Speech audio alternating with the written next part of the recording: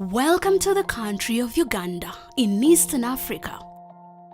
Like many parts of Africa, Uganda is a land of striking contrasts. But not everything here is this black and white. We have Lake Victoria, the second largest freshwater lake in the world and the principal source of the River Nile. Our vibrant culture validates some of the stereotypes about Africa while shattering others. Our capital city, Kampala, is home to more than 2 million people and is nestled between 7 original hills. Kampala is a bustling metropolis and has been ranked as the best city to live in East Africa. It has universities, sports teams, nightlife, shopping, and many things that most of the world has never seen or tasted before. Meet Gertrude Njuba, co-founder of Blockchain Africa, a fintech company focused on developing blockchain use cases and real-world solutions for the public and private sector. She is also senior presidential advisor and a government official working on land registration issues. We depend on land a lot. People work on land, they spend all their lives on land. It's not like in the first world where people live in the cyber world. We live on land. So people come in my office like patients go to hospitals. Nobody comes with a happy face. So either side is saying this is the right title, this is the right title, and you don't know how it came about. Usually it's because somebody in the registry made a mistake. January this year, I attended a summit in Hong Kong which talked about blockchain. As explanations went on, I saw that Uganda needed blockchain technology for many things, but most of all for the land registry. Meet Professor Eriabu Lugujo, the Vice Chancellor of Ndeje University, the top private school in the country. His university is home to more than 8,000 students. And he has many ideas on how blockchain can improve their academic record keeping. The private university depends on tuition, mostly on tuition. Some students come here and they say we have paid in the banks, and yet they haven't paid. Or they bring in forged receipts. Therefore, if blockchain comes in and says that it can increase the efficiency in collection of fees, that will be the lifeblood of the university. So when we give an individual a certification, the certification must reflect his capability. The employers are worried that the students also tend to falsify data.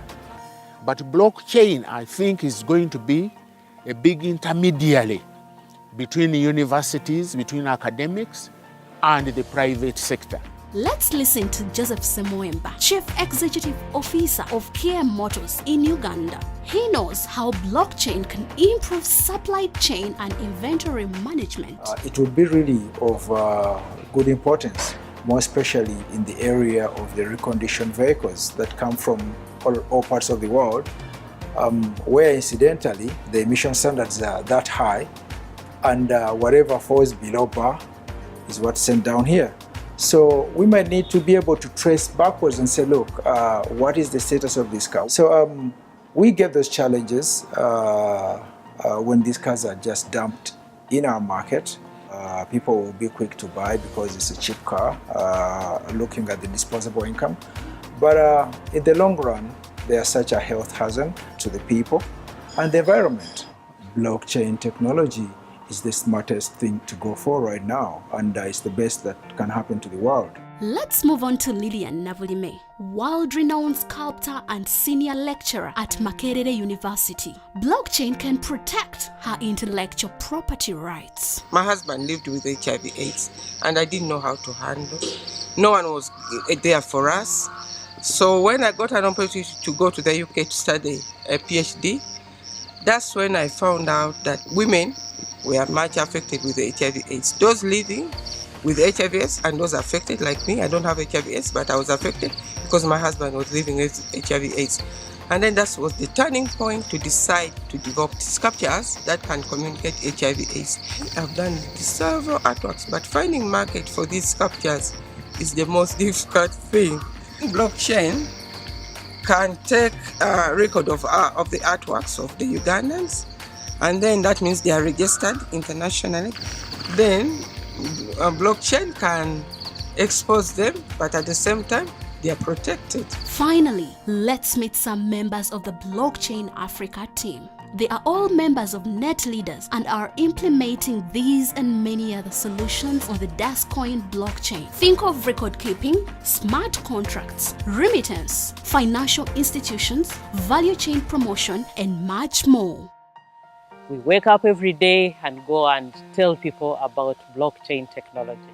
We are talking to government, we are talking to the private sector, basically trying to educate people about the blockchain technology and asking them to adopt and actually integrate it into the systems that they are having right now. We expect that this technology is going to add value to everything that is coming out of Uganda. Honestly, with blockchain, I think the sky is the limit for Uganda. There is a lot we can do with the DasCoin blockchain all over Africa. If we can implement these solutions in Uganda, then we can implement them all over the continent and throughout the world. Unlocking Africa, one block at a time. Blockchain Africa, working in association with NetLeaders and DasCoin.